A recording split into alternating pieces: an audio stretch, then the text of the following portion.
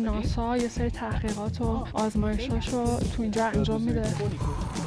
خیلی سرده، انگار رفته بودیم ماه، امروز اومدیم مریخ. این طرف کباب لاماست. شاید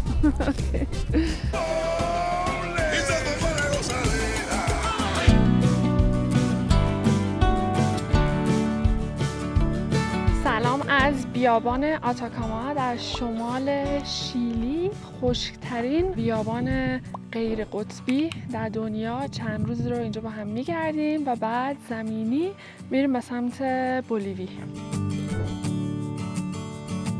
Pile vegetation, the salt lover vegetation, and it's called cachiyuyo. Okay? And the cachiyuyo was used like salad by the natives of this area, by the Atacameños in the past, because his leaves are salty and his taste is like a green apple but salty. The cachiyuyo plant, part of the allophile vegetation.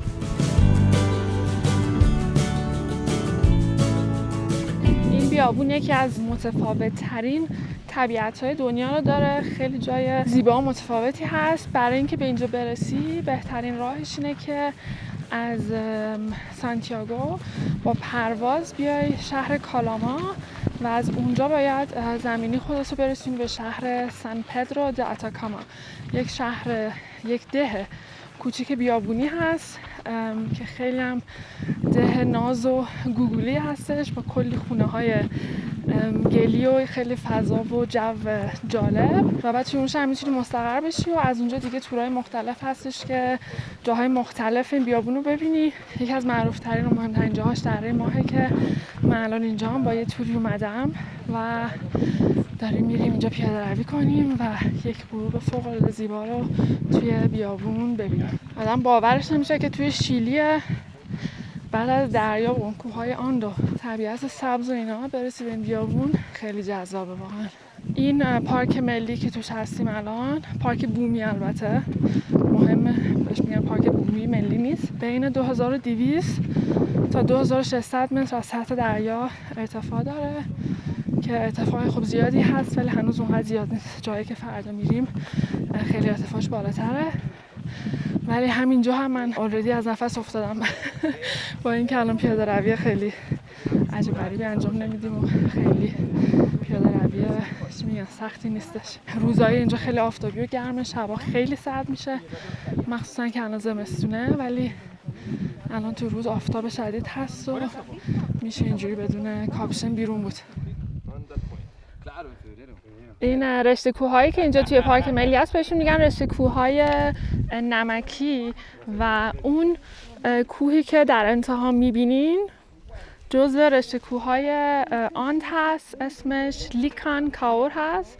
کاور میشه تپه یا کوه و لیکان میشه کوه مردم یا ملت. ارتفاع اون کوهی که از اینجا اندازه یک نقطه هست 5900 متره و اون ور کوه میشه کشور بولیوی.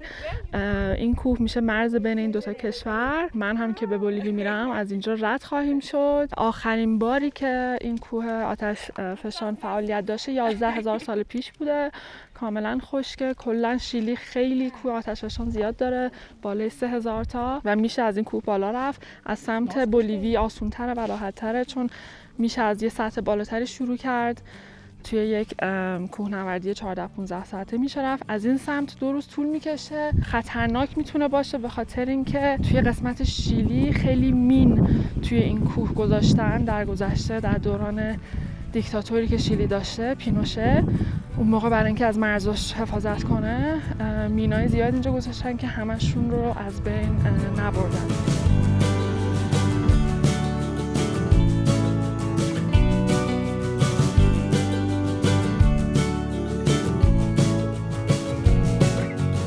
انقدر این بیابون خشکه که یه سری قسمتاش صدها ساله که بارندگی نداشته، مخصوصا توی این دره ما که هستیم. انقدر طبیعتش و زمینش از خشکی شبیه زمین ما هست که ناسا یه سری تحقیقات و آزمایشاشو تو اینجا انجام میده به خاطر شباهتی که با اونجا داره.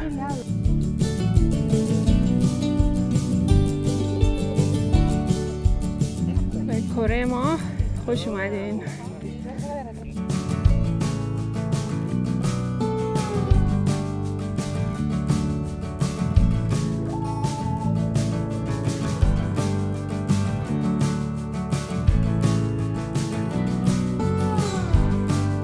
فکر میکنی که روی زمین ماه داری قدم میزنی. اون نمیدونم از اینجا میبینی سفیدیایی که اونجا میبینی همه نمک هستن. اونجا مرکز پارکه. از فاصله خیلی دور اون شبیه یه کریتر آتش فشانه.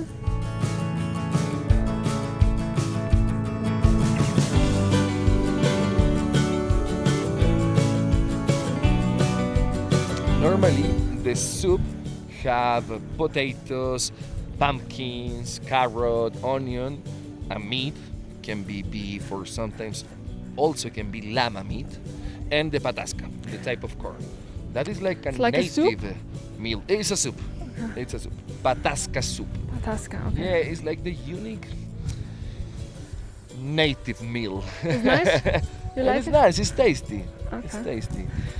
Sounds like a good meal for the cold weather. Chile, pastel de choclo.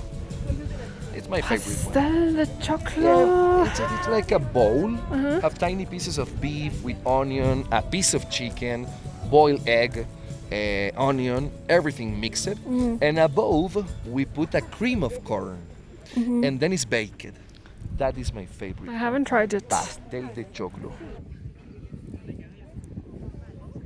تمام این سفیدیایی که رو زمین می‌بینین همشون نمکه.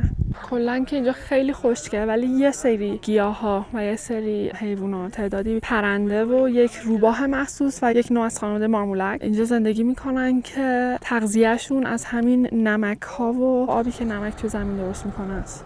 موزیک الکترو آندی برامون گذاشته.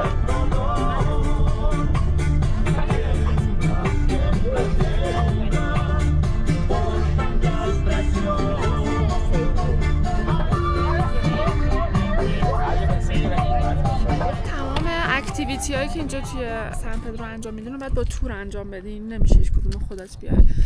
ولی خب اینجا تور گرفتن خیلی راحت. اینجا که میرسی مثلا کلی چند تا آژانس توی شهر هست، آنلاین آپشن هست، تورهای مختلف بوک کنی و همشون هم تقریبا یک چیزی رو ارائه میدن. قیمت ها همه تقریبا یکیه و این توری که من باهاش اومدم در ماه معمولا همشون ساعت 2 بعد از ظهر شروع میشن تا موقع غروب آفتاب که 6 بعد از ظهر و الان ما منتظر غروبیم و کریستیان و ایوان دارن برامون نوشیدنی و اسنک و کوکتل و چیزای خوشمزه درست می‌کنن. What are you preparing for us? Different things. Will it be a surprise? Mango sour. Pisco sour. Pisco sour. It's my favorite drink since in Chile. That is made with maracuya fruit.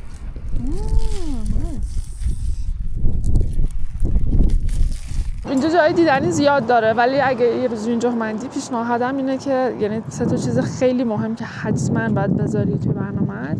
یکی همین دره ماه که امروز دیدیم، یکی آبفشان التاتیو و ستاره بینی. تورایی میذارن شب اینجا بعد از غروب آفتاب که میری ستاره رصد کنی، چون اینجا یکی از بهترین جاها، شاید بهترین جا روی کره زمین باشه برای دیدن ستاره ها و بهتره که این دره ماه روز اول بری، یعنی اول سفرت بری و آبفشان رو بعدش، چون جایی که آبفشان ها هستن ارتفاعش به 4300-400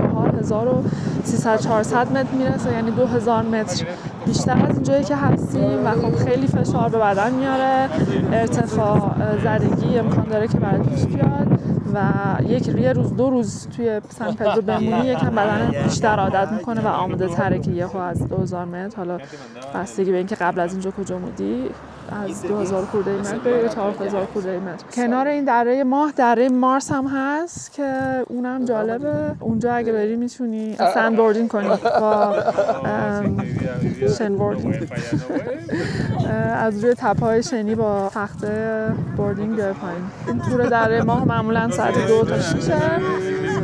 تور آبفشان صبح خیلی زود بعد بری چون غروب آفتاب اونجا خیلی دیدنیه. واسه همین فردا من 4 صبح راه میافتم و امشب هم الان آسمون خیلی ابریه. اگه ابرا کم بشه قراره که برم تور ستاره بینی رو هم ببینیم، ولی بستگی داره که قرار خبر بدن که اوضاع آسمون چجوریه. یعنی از صندوق عقب اون ماشین چه کردن برامون. واو، شد سفره شب یلدا. we are ready. Prontos, pessoal. Bem-vindos. Welcome. So, the most typical drink from Peru and Chile, it's the pisco sour. But the regular one have lemon juice. This one have maracuyá juice. So it's the liquor called pisco from grapes with maracuyá juice. Así que el pisco sour hoy tenemos maracuyá sour. Sigue por favor muchachos. پیسکو ساور که دیگه میدونیم چیه، نوشیدنیه ملی شیلی، فقط معمولا با آب لیمو درستش میکنن، اینو با آب میوه ماراکویا درستش کردن. Hay jugo de piña y hay jugo de limón también. ¿Ya? این شیره یه میوه‌ای هست که مال این منطقه است، چاینار بهش میگن. اینم سسشه که میشه ربد چاینار اگه درست بگم، با پنیر میذارن و با این نونا میزنین توش میخورید. فوق العاده خوشمزه است، خیلی خوشمزه است. یک شیرینی طبیعی خیلی خوشمزه داره و خیلی هم مقویه، مثلا برای سرفه کردن اینجور چیزا هم خوبه.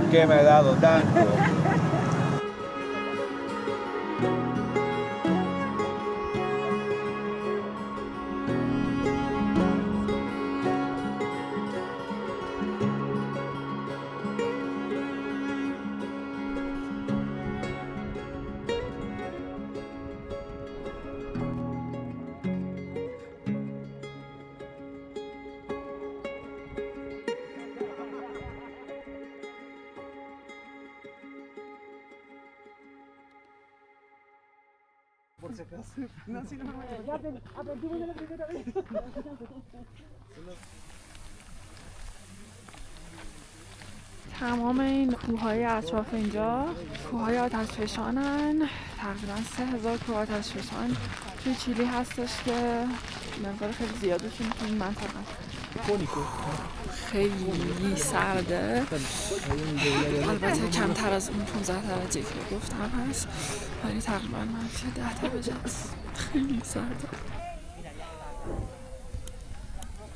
آبفشان کلاً به چشمه‌های آب گرمی میگن که آب جوش و بخار رو به صورت فورانی از زمین میزنه بیرون. به خاطر آب‌هایی که اینجا تو عمق زمین هست و فعالیت‌های گرمایشی زیادی که اینجا هست به خاطر کوه آتشفشان دورش این اتفاق میفته. خیلی جای معدودی تو دنیا هستش که میشه این پدیده رو دید. شیلی یکیشه، یه قسمتایی توی آمریکا هستش، توی ایسلند و توی نیوزلند اینا جایی هستن که اینا رو میشه دید.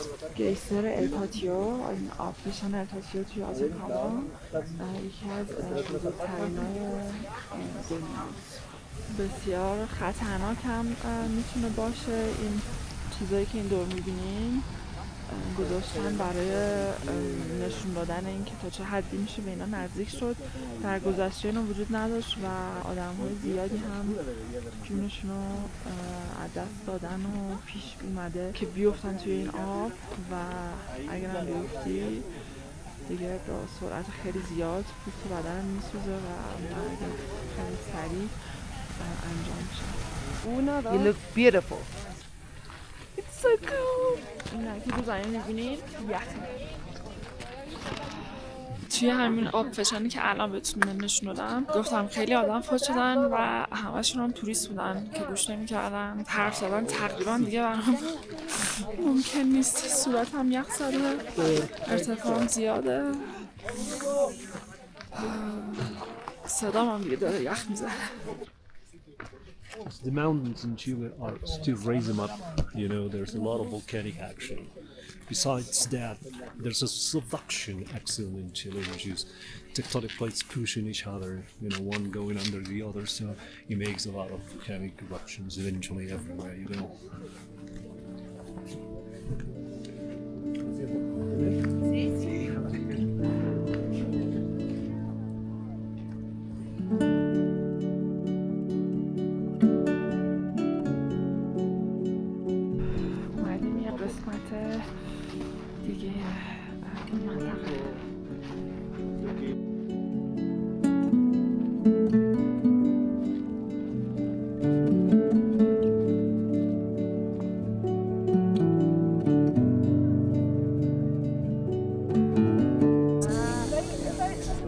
انگار رفته بودیم ما، امروز اومدیم مریخ.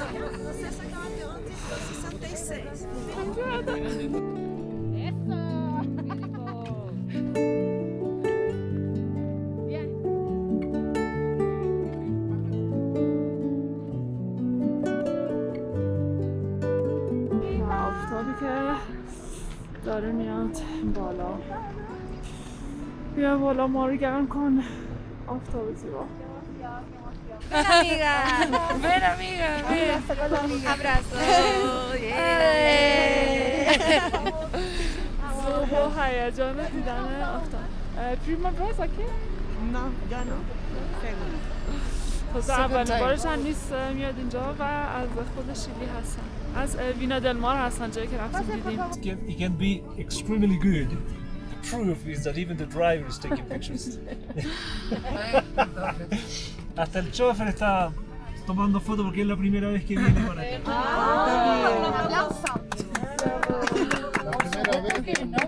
Oye, manejaste excelente. Gracias. De verdad, el mejor conductor que hemos.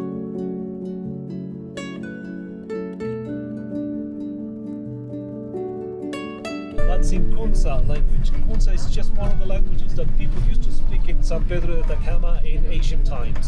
Yeah, there were many other languages because this was an area for the passing of different trips or different people that went down to even the coastline of Chile for exchanging merchandise and also exchanging other products. Yeah, actually people from Bolivia, Peru and Argentina used to settle in as a stopover on its way to explore the rest of the areas and even the coast to exchange merchandise and exchange other products also. Actually, one of the things that they used to smoke and also sniff is a product. It is a drug or it's vegetable. But not a vegetable. Actually, it's from a tree. Now they used to scratch it, making small things, and also roll it, smoke it, or sniff it up. And that was coming actually from Argentina and now from here. Okay? Why crying man? Huh? Why crying? Crying old man? Got no idea, but it's got to be because in the past the mountains got much more snow, and as the mountains are elevated over 5,000 meters, you know, when it's snowing, it's melting down. It looks like probably the conical area, you know, coming with a lot of tears from it because they melt in different directions and different creeks or rivers. به به دارم برامون صبونه درست میکنن. اوه تخم مرغ. منم تو ماشین نشستم یعنی پاهامو حس نمیکنم انگشتای پاهامو. من الان آفتاب میاد بیرون یکم گرم بشه. اینم مثل دیروز با تور باید بیای، یعنی کلا همه کاری که اینجا انجام میدید اینجا با توره و همشون خیلی خوب برنامه‌ریزی شدن و همشون تقریبا یه استانداردن و معمولا میارن از هتل و برمیگردونن تا یه پیکنیک و غذای چیزی هم همراهش هست. دیشب رفتم یک تور دیدن ستاره ها که خیلی جالب بود، اونم خیلی سرد بود ولی فوق‌العاده زیبا بود. دیگه شب بود و خیلی تاریک بود و چیزی نمیشد فیلم گرفت، چیزی تو فیلم معلوم نبود ولی واقعا اونم فوق‌العاده بود. یکی از بهترین آسمونا برای دیدن ستاره است. آسمون پر ستاره من خیلی دیدم، مثل این واقعا ندیدم. انقدر آسمون نزدیک بهت بود که فکر می‌کردی مثلا واقعا هیچ فاصله‌ای نیست و راه شیری و اصلا تمام ستاره ها رو انقدر واضح و نزدیک می‌دیدی که اصلا فوق‌العاده بود. یه سری تلسکوپ داشتن، یه سری ستاره ها رو میتونستی از نزدیکتر ببینی، توضیح میدادن برات کدوم ستاره چی هست. عکاس حرفه‌ای میآوردن که از هر کس تا عکس با آسمون میگرفته و خلاصه اونم تور جالبیه. اگر اینجا اومدی جزو کاری که باید حتما انجام بدی.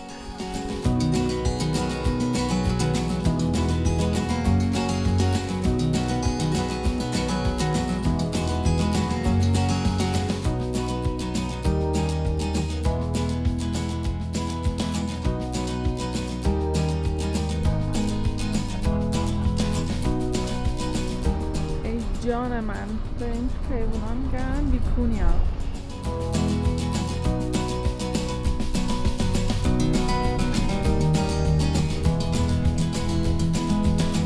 اون کوه میشه بولیوی. اومدیم ارتفاعمون یه مقدار پایین‌تر الان. کلی پرنده‌های مختلف توی این برکه زندگی میکنن. الان از این بالا معلوم نیست، با ماشین رد میشدیم خیلی هاشون میشد دید. اینجا جایی هستش که امنن از روباه مخصوصی توی منطقه زیاده، روباه قرمز بهش میگن و معمولا این روباه ها دوست دارن پرنده ها رو اینجا شکار کنن.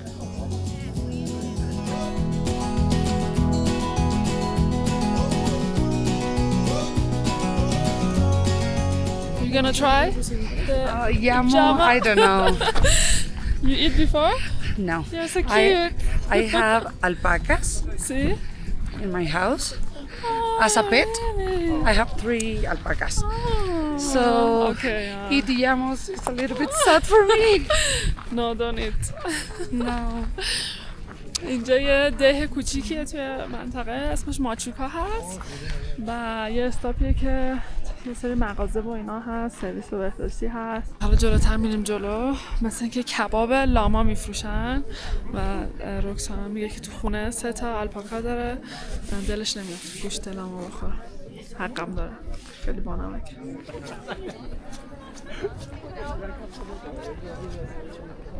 این صفحه سرویس و بهداشتیه، این صفحه کباب لاماست. Is good the kebab? It's good. Yes? Very Llama? good. Yeah. You try it. Okay. Where are you from? Singapore. Oh, really? Wow. It's about a you? long way. From Iran? Ooh. Iran. Oh, wow. You're all from Singapore? Yeah, yeah. اینم کباب گوشت لامای گوگولی.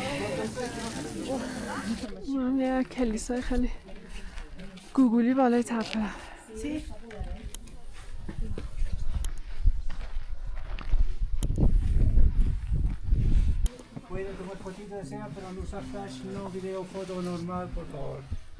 No video?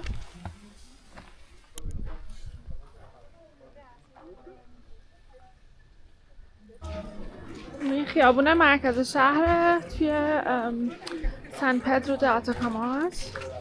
یه خیابونه که توش پر مغازه های یا ایجنسی هستن برای گرفتن تورای مختلف و اینا که همشون هم همون چیزا رو ارائه میدن، یا کافه و بار و رستوران و یا سوغاتی فروشی.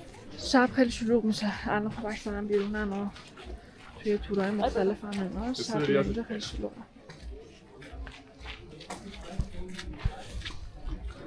این توری که صبح رفتیم دیشب ستاره بینی و دره ماه. فردا هم میرم یک تور 3 روزه از اینجا به بولیوی، چون اینجا دقیقا مرز بولیوی هست و اونور دریاچه‌های نمک و اینا که خیلی میشناسیم، حتما عکساشو دیدی، مثل این سالاده اویونی، و میتونی از سمت بولیوی بری اینجا دیدن کنی یا میتونی تورت از اینجا شیلی شروع کنی و تو بولیوی تموم کنی که من اینا رو از فردا شروع میکنم. یک تور 3 روزه و 2 شب است و توی قسمت بولیوی تو شهر سالاده اویونی تموم میشه. خیلی باحاله ها، مثلا توی شیلی و شهر بیابونی صحرا و اینا اصلا فضاش خیلی متفاوته با بقیه آمریکای جنوبی، خیلی جذابه. احساس میکنم مثلا توی آفریقای جنوبی و نمیدونم سمت لیبی و تونس و اینا.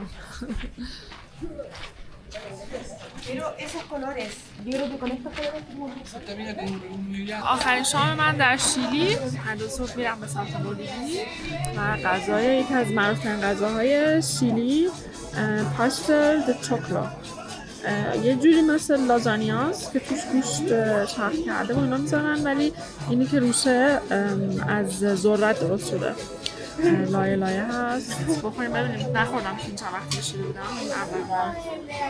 توش اینجوری جالبه، زیتون پخته هم توش هست و یه طعم شیرینی داره. از ذرت توی غذاهای شیلی خیلی استفاده میکنن و معمولا خیلی شیرینش میکنن. چیزای جدید درش کشف میشه. مرغ یا غذا دریایی هم در کل خوشمزه است. من چون غذا شیرین دوست دارم خوشمزه است. چیزای بیشتری توش کشف میشه. تخم مرغ من فکر کنم گوشت مرغ، گوشت فکر کنم اینم گاو، گوشت قرمز، زیتون و این روش هم یه چیزی با شیرینی با شکر، انگار شکر رو روش سوزوندم. خیلی ترکیب عجیبیه ولی خوشمزه است. این هم کیک چاینار، همون شیره‌ای که دیشب توی دره ماه خوردیم. موس فکر کردم یه چیز موستوری میاره، فکر کردم کیک باشه. خوشمزه است. خیلی مزه اون شیرها رو نمیدم. به هر حال جاتون دارم. آخر شام شیرین خالی.